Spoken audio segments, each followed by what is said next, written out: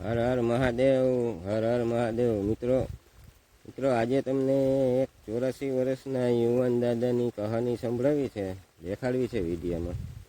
તમે 84 વર્ષના દાદાની કહાની જુઓ, સાંભળો તો તમને ખ્યાલ આવે કે 84 વર્ષે દાદાની ફિટનેસ કેવી છે.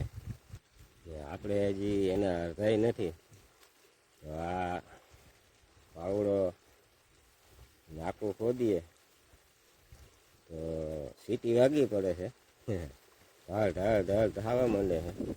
તો મિત્રો આજે થોડીક ફિટનેસ વિશે તમને એક વિડીયો બતાવો છે, તો તમે એ વિડીયો જુઓ અને થોડુંક દાદાથી યોગ કરો, કસરત કરો.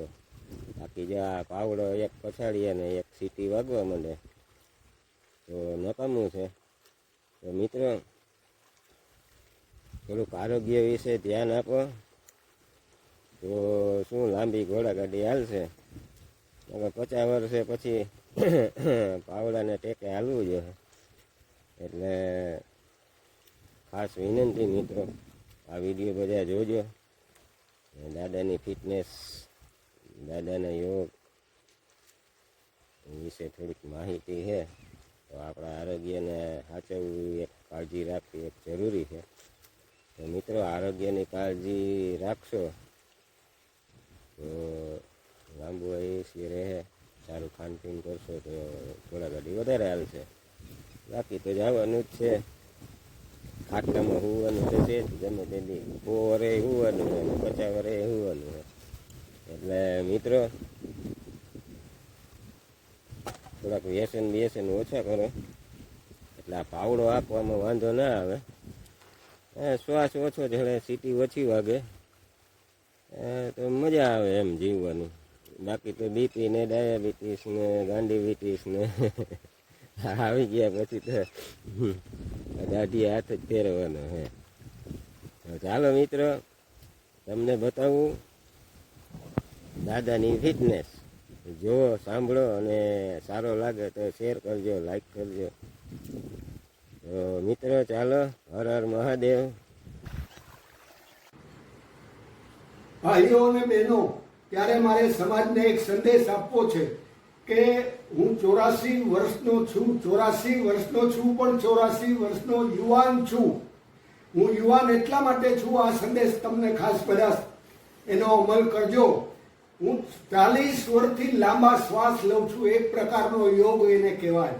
દરેક શ્વાસ મારા લાંબા હોય. 40 વર્ષથી યોગ કરું છું એટલે હું યુવાન છું. મને કોઈ દી યોગને કારણે થાક નથી લાગતો. 24 કલાક અમેરિકાની ટ્રાવેલ કરી હોય તો ફ્રેશ હોઉં, ઉતરું તો. એટલાન્ટાથી ન્યૂ જર્સી 12 કલાક નોન સ્ટોપ ડ્રાઇવિંગ મેં કર્યું તો હું ઘરે આવ્યો તો ફ્રેશ હતો.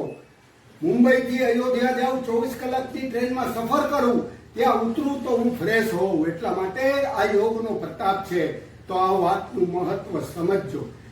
બીજી વાત, મારા દાંત 84 વર્ષે આવા છે. 60-70 વર્ષે દાંત લોકોના મંડે પડવા. કોઈ ભાગ્યશાળી હોય એના જ દાંત સારા હોય, પણ મારા દાંત 84 વર્ષે એવા છે. એટલા માટે કે પટેલ બોર્ડિંગમાં 70 વર્ષ પહેલા ગોંડલ પટેલ બોર્ડિંગમાં મને કહેવામાં આવ્યું કે કાંઈ પણ મોઢામાં નાખો, કોગળા કરી નાખો. હું દિવસમાં જેટલી વાર ખાઉં 3-4 વાર કોગળા કરી નાખું અને મારા દાંત ચોખ્ખા રાખું. એટલે મારા 84 વર્ષે દાંત એવા છે. આજના છોકરાઓને આપણી જેટલી સંસ્થાઓ છે, બોર્ડિંગો જેમાં છોકરાઓ ભણે છે, સ્કૂલોમાં, એને બધાને તમે સંદેશ આપો કે મોઢામાં કાંઈ બી નાખો, કોગળા, દાંત ચોખ્ખા રાખો, કોગળા કરી નાખો. તમારા દાંત સારા હશે તો તમે 84 વર્ષે પણ યુવાન રહી શકશો. દેવાનંદ એક્ટર હતા, એ એવરગ્રીન હતા. 75 વર્ષે દાંત પડી ગયા તો બીમાર પડ્યા ને ઉપર વયા ગયા. 84 વર્ષે હું હજી યુવાન છું એટલા માટે કે દાંત સારા છે. તો દાંતની કાળજી રાખવાની બધા છોકરાઓને સંદેશ આપો, બધા એને અમલ કરો. એ સિવાય હું એરોબિક એક્સરસાઇઝ બતાવું, એ બધાએ કરવાની છે. આ રીતે તમારે એરોબિક એક્સરસાઇઝ આ 25 વખત આ સ્ટ્રેચિંગ કરવાની છે. આ એક પગે, આ બીજે પગે તમારે આ 25 વખત આમ કરવાનું છે. અને આ 25 ઉદ્વેગ તમારે કરવાની છે. અને આ રીતે 500 વાર આપણે છાશ ફેરવતા હોય એવા વેલણ ફેરવવાના છે. આ એક્સરસાઇઝ હું 50 વર્ષથી કરું છું.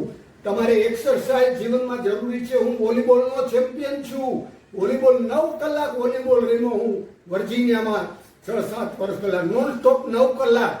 તો હેલ્થની શું મહત્વ છે આ વાત સમજવા જેવી.